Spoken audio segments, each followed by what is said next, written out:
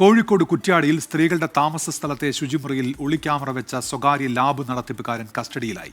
അരീക്കര സ്വദേശി അസ്ലമിനെയാണ് മൊബൈൽ ക്യാമറയുമായി നാട്ടുകാർ പിടികൂടി പോലീസിൽ ഏൽപ്പിച്ചത്. മിഥില ബാലൻ വിവരങ്ങളുമായി ഇപ്പോൾ കോഴിക്കോട് നിന്ന് ചേരുന്നുണ്ട്. മിഥില, എന്തൊക്കെയാണ് വിവരങ്ങൾ? ഉന്മേഷ്, ഇന്നലെ രാത്രി 9 മണിക്കാണ് ഈ ഒരു സംഭവം ഉണ്ടായത്.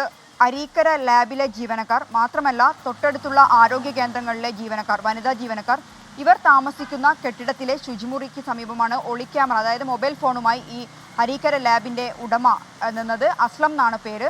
അരീക്കര സ്വദേശിയാണ്. ഇത്തരത്തിൽ ഒരു യുവതി ശുചിമുറിയിൽ പോയ സമയത്താണ് മൊബൈൽ ഫോണുമായി ഇയാൾ നിൽക്കുന്നത് കണ്ടത്. തുടർന്ന് ബഹളം വെച്ചു.